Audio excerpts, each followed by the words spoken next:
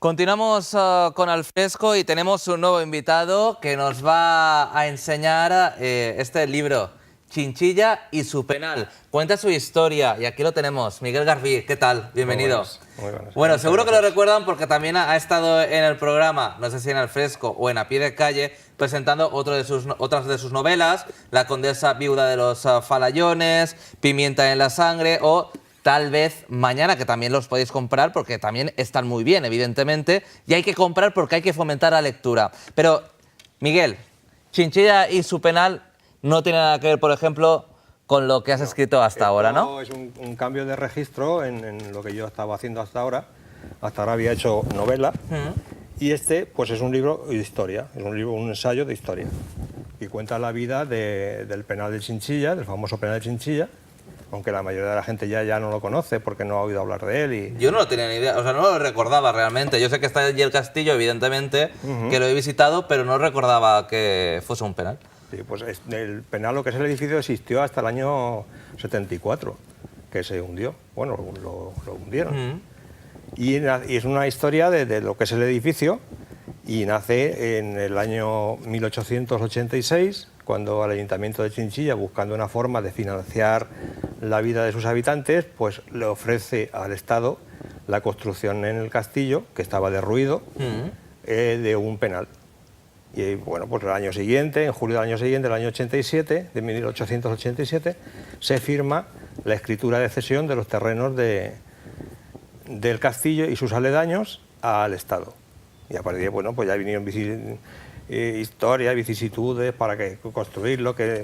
Bueno, después entraremos en ese terreno y nos cuentas un poquito más los proyectos que tenían pensado para lo que era el penal, actualmente el castillo, lo que queda de las murallas, porque yo creo que la gente se puede sorprender de todo ese trabajo de investigación que has hecho. Vamos por partes, y es que cuando viniste a presentar esta novela, La condesa viuda de los Falallones, ya me nombraste que estabas escribiendo, bueno, que tenías escrito Chinchilla y su penal, que estaba en la Diputación, que estabas intentando que lo publicase bajo el sello de la Diputación, pero al final no ha sido posible. No.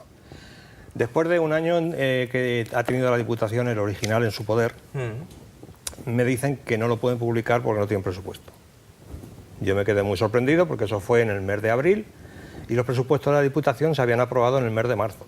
Entonces pues yo a la funcionaria que me llamó, porque no he podido hablar con nadie más, le dije, oye, pues no sé cómo vais a pasar el año, si desde marzo a abril ya os habéis cargado el presupuesto, pues ¿cómo vais a hacerlo? Bueno, yo no te puedo decir nada más que no hay presupuesto y que no se puede hacer. Entonces fui al Instituto de Estudios Albacetenses, pensando que allí, como es un libro se refiere a una labor de investigación que has hecho, de un edificio provincial, pues lo llevé allí después de 6 meses, lo estuvieron valorando y tal, y me dicen que no lo pueden publicar porque tiene una clara orientación turística. Entonces, bueno, yo me enfadé un poco con la persona que me lo dijo, porque dije, bueno, dime dónde está la orientación turística de un edificio que ya no existe. O sea, yo no creo que nadie peregrine hasta lo alto del castillo de Chinchilla para ver lo que había allí, que no hay. Que no hay. Bueno, pues al final lo has decidido con lo has publicado con una editorial, que es muy buena editorial de Albacete. Una editorial que ha hecho un trabajo fabuloso, porque ha hecho una maquetación y una presentación increíble. Y vamos, la gente que ha comprado el libro pues me lo ha dicho lo primero, que claro, antes de leerlo, pues la presentación que tiene el libro es estupenda. Es y la calidad de las hojas, bueno, es un libro de calidad. De lo que hay en su interior y en lo que se ve en su exterior. Me sorprende más que nada porque la Diputación tiene la función de divulgar un poco la historia de la provincia de Albacete. No obstante, Miguel, ¿se ha escrito en alguna ocasión sobre el penal de Chinchilla? No. ¿Podría ser que es una obra exclusiva? Exclusiva. Hay artículos sueltos, alguna cosita por ahí, que fue por lo que nació la idea de escribir sobre el penal, por la diversidad de datos que había en Internet. Entonces, bueno, yo me piqué un poco, pues a ir comprobando datos, comprobando cifras, comprobando fechas, y no concordaban unas con otras. Entonces ya me fui metiendo en la investigación hasta que ya, pues bueno, pues tenía una cantidad de documentos que dije, bueno, pues voy a escribir el libro. Un libro como tal no existe. pues es una muy buena opción para conocer un poco la provincia de Albacete y también Chinchilla, la historia de Albacete, que al fin y al cabo Chinchilla es una pieza clave.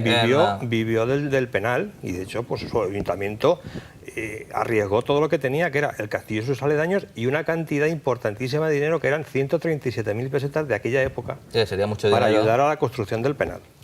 O sea, porque ellos pensaban, y con buena lógica, que el pueblo podía vivir un poco del penal. Ten en cuenta que allí no solamente estaban los presos, sino que había funcionarios de prisiones, había una guarnición militar compuesta por 70 soldados al mando de un capitán, que eso pues dejaba mucho dinero al cabo del mes en el pueblo. Y Miguel, cuando se cerró el penal de Chinchilla, ¿cuáles fueron las propuestas y por qué ninguna salió adelante? Bueno, el problema de cerrar el penal tuvo dos etapas muy diferenciadas. Desde su inauguración en el año 1899 hasta 1925, que se cierra la primera vez, se cierra fundamentalmente por la falta de agua. Había momentos en que solamente se disponía de 2 litros de agua para cada preso, para todo, para bebida, con limpieza, aseo y demás. Entonces llegó un momento que la Dirección General de Prisiones pues, decidió cerrar el penal por ese problema con la falta de agua. El pueblo de Chinchilla, en su ayuntamiento, siguió haciendo gestiones y consiguió que se reabriera con la promesa de que se iba a facilitar el agua en el año 1930. Ya enseguida viene la República, pero el penal seguía teniendo los mismos problemas. De hecho, en 1931 estuvo aquí Victoria Kent, que fue la primera directora general de prisiones, y en ese momento había solamente 2 presos. Y consiguió que trasladaran a esos 2 presos y habló con el ministro de Justicia para cerrar el penal.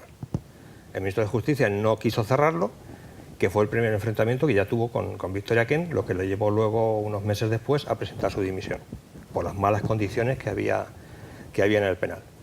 Y el penal siguió subsistiendo hasta el final del neofranquismo, en 1946, atravesando lo que es la Segunda República. Ahí se utilizó. Si la primera parte era un penal muy duro, porque era muy para presos incorregibles, que se decía, la segunda parte de la apertura fue para presos políticos. Entonces, durante la República, tuvieron allí, pues había falangistas, había curas, había hacendados, había gente de derecha, gente de Acción Católica. Lógicamente, luego, al terminar la Guerra Civil, pues se convierte en un penal político, pero para gente que había estado apoyando la República, hasta 1946, que se cierra. Y cuando se cierra del todo, supongo que habrían propuestas, Miguel. El pueblo de Chinchilla tuvo que seguir luchando, con su alcalde a la cabeza, para darle una utilidad y sobre todo pues, el buscar esos recursos que necesitaba el pueblo. Entonces se hizo una propuesta para crear allí el manicomio regional, se hizo otra propuesta para crear allí la Escuela de Arte y Oficios, dirigida por los padres salesianos, pero no cuajó por el mismo problema de siempre, o sea, la falta de agua y sobre todo no tenía calefacción y el frío intenso que hacía allí durante los inviernos. Al final el penal se dejó, el edificio se cerró en falso porque la versión oficial, que se publica en una orden ministerial el 3 de marzo de 1946, diciendo que ante la disminución de la población penal en España, pues se cerraba el penal. La verdad no es esa. Yo lo que pasa es que no he podido justificarla documentalmente. ¿Y cuál sería la verdad? Es que en la noche del 1 de marzo de 1946, habiendo entonces 76 presos políticos, y entre las malas condiciones que tenía el penal, prendieron fuego a la paja, que ellos no era un penal celular, aquí dormían en habitaciones amplias, y dormían en el suelo, sobre paja. Entonces juntaron esa paja y le pegaron fuego. Entonces pues ardió el techo era de madera, y se hundió el techo. Entonces, ante esa tesitura de tener que reparar el penal, pues se decidió trasladar a los 76 presos que había al penal del Puerto de Santa María. Como periodista me gusta más esa opción, es más llamativa, ¿no? Sí. Actualmente no hay nada, ¿no? Solo está el castillo, solo están las murallas. Porque en el año 74, por la Dirección General de Bellas Artes, decidió derruirlo ante el peligro que ya existía, porque ya la gente había empezado a pasar dentro, arrancaban ventanas, puertas, cañerías. Y entonces pues suponía un peligro para la gente que entraba de que se hubiera un derrumbe. Y entonces se decidió hundirlo. ¿Nos puedes contar, como has contado, una curiosidad de que si prendieron fuego a la paja los presos, si se cerró por X motivo? otra curiosidad que la gente no sepa del penal de Chinchilla? Bueno, curiosidades hay muchísimas, pero muchísimas la que más te llama la curiosidades. atención, Miguel, aparte de esa que nos has contado. Bueno, por ejemplo, que estuvo en el año 62, 63, no recuerdo exactamente, estuvo aquí Manuel Fraga Iribarne, siendo entonces el ministro de Información y Turismo, con ya la última propuesta que se iba a hacer, que era el instalar allí, rehabilitar el penal, para instalar el Parador Nacional de Turismo, que en aquella época fue cuando estaban en boga todos los temas de los paradores nacionales. Y Manuel Fraga, que subió hasta el castillo, acompañado, pues todo me lo estuvo contando el periodista Eduardo Cantos, vio el paisaje que se ve desde allí y dijo, este es el sitio ideal para poner el parador.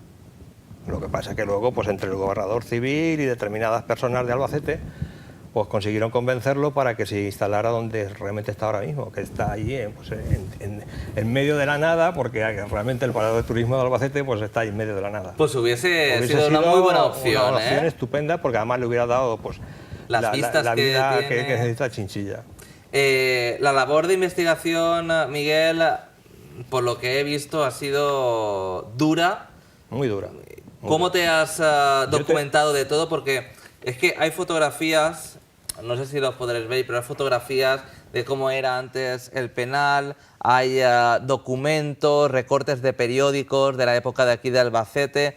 En fin, Miguel se ha documentado muy bien y no sé lo que te ha costado hacer este libro, que supongo que serán muchos meses, Pues esto ha y sido cuáles han sido tus fuentes más relevantes. 2 años. 2 años. 2 años de trabajo, pues empezamos por el Archivo Histórico de Chinchilla, siguiendo por el Archivo Histórico Provincial de Albacete, el Registro Civil, porque allí del Registro Civil se podían sacar, por ejemplo, los muertos que hubo. En el ¿Hubo penal. muchos? Hubo más de 300 muertos en el Muchos. penal. Sobre todo por las condiciones higiénicas que tenía. Ten en cuenta que en la época la tuberculosis hacía estragos.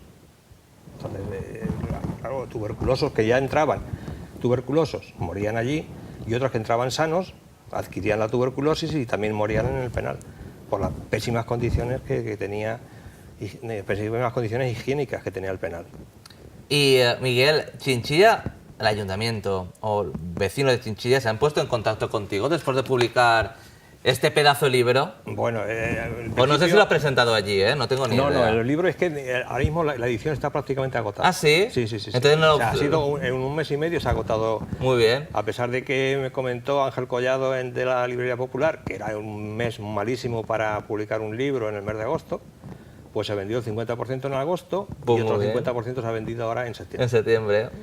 Entonces, bueno, pues yo tengo que agradecer mucho a Fina Ortega, que es una señora de Sí, Chinchilla. de la asociación que recupera las tradiciones de Chinchilla, Sí, Fina, pues, la conozco. Me abrió puertas y me orientó sobre muchas cosas.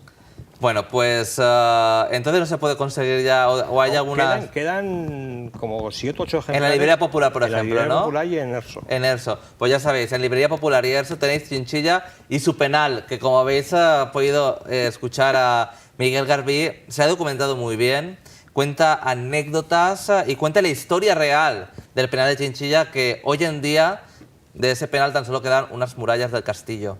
En Sí. fin, una pena, que podría haber sido el parador de Albacete, Efectivamente. con unas vistas impresionantes al llano. Sí. En fin, Miguel, muchas gracias por estar Gracias a aquí en Al vosotros. Fresco. De verdad, es un placer como siempre tenerte y además es un placer por el pedazo de libro que has escrito y yo creo que contribuye a la historia de Albacete. Sí, la lástima ha sido que la Diputación no haya querido hacerlo, porque la Diputación hacía tiradas muy grandes. Claro, y lo distribuye a nivel... Y yo lo que pretendía era que esos libros fueran a parar a todas las bibliotecas de la provincia, Claro. que es donde tiene que estar un libro realmente, y sobre todo un libro de consulta como es este. Muchas gracias, Miguel, de verdad, por Gracias a estar vosotros. aquí en Al Fresco. Nosotros continuamos con más cultura. Oye, podría hacerse una película del penal de Chinchilla, ¿por qué no? Vamos a la Filmoteca de Albacete.